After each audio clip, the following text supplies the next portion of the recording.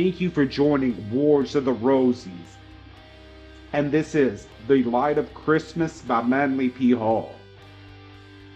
An article from Horizon, Volume 2, Number 4, December 1942. Christmas as a universal ceremony should be better understood. The Light of Christmas. To better understand the origin and symbolism of Christmas, we should have some knowledge of historical factors that led to the establishment of this most important feast day of Christians. It was not in Syria that the Christian faith had its beginning, but in Rome. While it remained in the Near East, the new faith was comprised of semi-fanatical followers to whom the faith of the Roman emperor was mild heresy. The real development of Christianity followed the migration of the court to Rome. Rome resisted Christianity for nearly 300 years in the sense of any official acceptance. The Romans believed they were well off in existing knowledge and religion, for they have borrowed much from the outstanding Egyptian and Greek cultures. The coming of a radical, disorganized group from Syria met general opposition, not only from ordinary people, but also by men who had descended to us as scholars of high degree. The Roman intellectuals did not believe the new belief was workable, and so the Christian faith, working to establish itself in the heart of a great military empire, was destined to go through the persecutions and vicissitudes inherent to any new belief sitting itself down in the stronghold of old and established doctrine. This battlefield of faith continued until the conversion of Constantine, perhaps better stated, until the time of the ambitions of Constantine. Constantine was a politician primarily. He saw a great doctrine rising in the Roman Empire, certain radical elements increasing in strength. He needed their strength to support his ambitions. So he sided with them, and thus was Christianity given its official status in the Roman Empire. In the period of transition, Christianity was opposed by the cults and beliefs existing at the time, and it was necessary for the Christians to meet in secret. The great catacombs under the city of Rome, tombs of emperors and kings, were seldom visited by the living, and so these became the most important of the meeting places of the Christians. They perpetuated their secret cult while the Romans were celebrating some festival of their own. All the Christian ceremonial days coincided with the Roman festivals. It was a matter of protection. From this circumstance we secure our season of Christmas. The time of the birth of Jesus is unknown.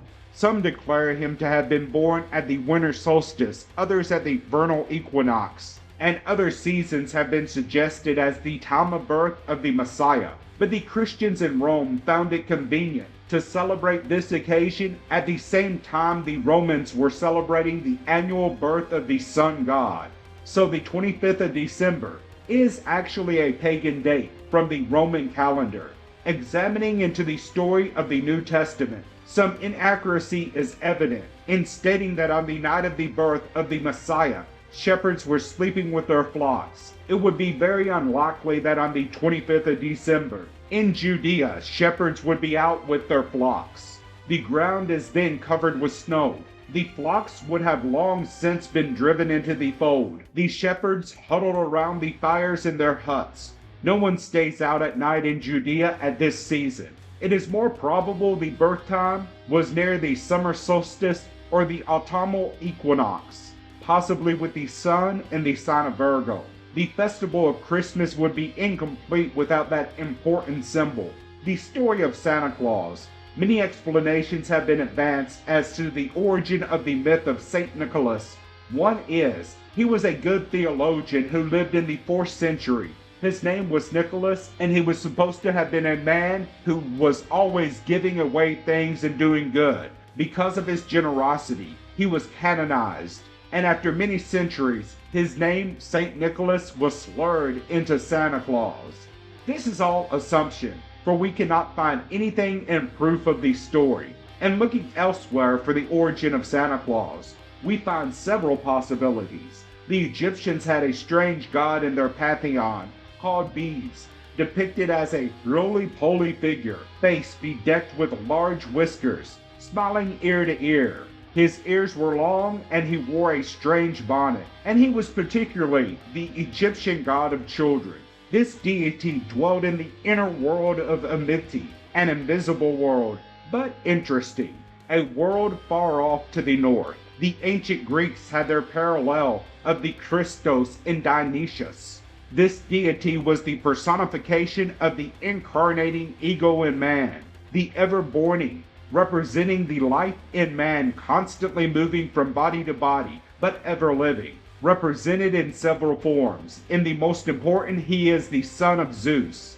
His father so greatly loved him that he allowed the little god to sit upon his throne and hold the thunderbolts and lightning. We are told that he sits upon the right hand of his father in heaven, is born of an immaculate conception, and is the deity of the inward consciousness. Poor little Dionysius was so hated by rival deities that in childhood he was taken away from the land of his birth to a land of mystery far away, to the great Mount Meros, and on the top of this mountain he was cared for and educated by a strange old god, Silenus, a roly-poly deity with long whiskers, a kindly benign expression, celebrated because of his love and care of the divine child. It is quite possible that we have in him an early prototype of Santa Claus. Another interesting tradition from the ancient world of the Greeks is that of the ancient god Kronos, or Saturn, the father of the gods. His rulership over the world began in the month of December.